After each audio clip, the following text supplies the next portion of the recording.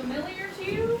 Coffee. Folgers. Coffee right there, and then right on the end, what's that one say? I know it's pretty dark. You can get closer. You can get closer. Heinz. Sweet pickles. And then we also have some whole wheat crackers. We have some maple syrup right here. We have some pipe tobacco. A massive can of olives. No, it's not olive oil. It's literally just a massive can of olives. Alyssa would love it. Now, these are all items that could have been purchased at the company store. Now, see, the company store is owned by the company, and the $3 a day I mentioned earlier, that's not real money. That's in company script, which can only work at the company store. Oh, and guess who owns the housing that you live in? The company, right? So it's the equivalent of if you came to work at Philmont, and I paid you in money that only worked at the Tooth of Time Traders. Well, at first it seems great, right? They have rain gear, they have maps, they have honey stingers. Those are fantastic, right? Yeah. Oh, yeah. But what happens if you want to buy something that they don't have at the Tooth of Time Traders, right? You can't. And what happens if you finally get tired of carrying around a 50-pound pack, you got all these blisters on your feet, and you just want to go home? Well, you can't, because you don't have money that can afford a ticket out, because it only works at the company store. See, this is the vicious circle that the miners got caught up into. Even if they wanted to leave, it wasn't exactly easy to do so. And so they didn't have a lot of money or things that could work outside. But the wealthy folks, well, they were able to afford some niceties and luxuries, such as over here, we have some parts of tractors and automobiles. And even right here, we have a license plate. And yes, it is Texas, but all of the artifacts that are in this museum were found within the near vicinity of French Henry and Baldy Town, so all in the area. Now this dates to 1930, and that's about whenever the mining industry out here finally ended. So it was most popular mining out here between the 1880s and the 1930s. Alright, now I mentioned company housing, right? Yeah. So the housing would be about this size. And yes, this museum, this building that we're in, is original. It was built in 1895. So it's a little small, right? You would fit a whole family in here, all 3 to 12 kids. Wow. So some items you might see in a house are pots and pans like this. You can see they're a little bit decorative.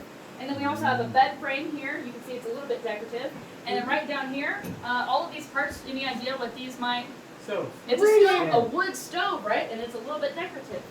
Now, these would all fit into the house, but we don't have a lot of space for things. So the few things that the miners had in their families were necessity items, but you want them to look nice, right? Also living in this house, I said 3 to 12 kids, right? So, they'll be using one of these. Any guesses? What is it? A desk. It's a desk, right? So, what grade are y'all all in? You crew. 5th. 7th. 12th grade? Okay. You got an 8-year-old, an 18-year-old on this Normally track. the groups out here are in high school, which is really unusual for my time. You see, our education level tends to stop about 5th and 6th grade, like what you were saying. He's been held back a lot. Yeah. It happens. I'm not the smartest. It happens. That's what we're here. So our education levels tend to stop about 5th and 6th grade because once you have your reading, writing, arithmetic, well, it's off to go work in the mines. Yes, we do utilize child labor. Woo! That's why I'm hiring y'all tomorrow. Now here's a fun fact. So y'all are going to do your food pickup at Baldy Town later today, right? Yeah. So that building is actually the original schoolhouse that was in Baldy Town. It's not. It's a reproduction. It's a reproduction, but the foundations of that is where the schoolhouse was in Baldy Town. We have no food left. We have no food. They took everything but the rats. Thank you, Baldy Town staff members. We're part of the crew. So we've talked about the miners, we've talked about the children, but you know, if the miners, the men are working 14-hour shifts, who's doing basically everything else? No one. Mama. The women and wives, right? And one of their jobs included this. Any guesses what this is? A scroll. It's a scroll. It looks like a scroll, but it is not. Witchcraft. Any guesses? Sorcery.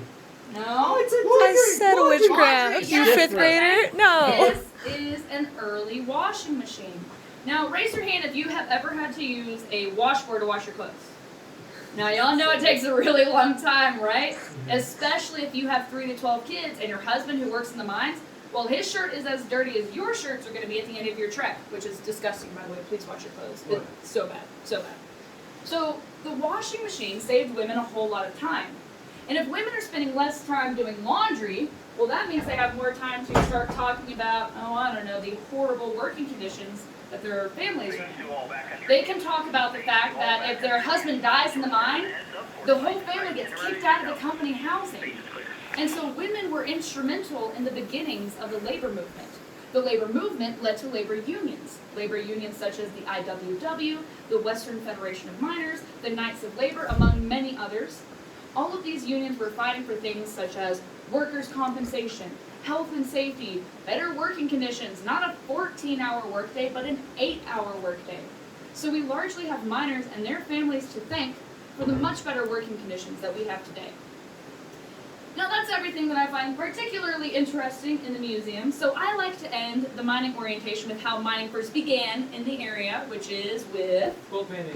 gold panning, right? All right, let's go strike it rich. Let's go.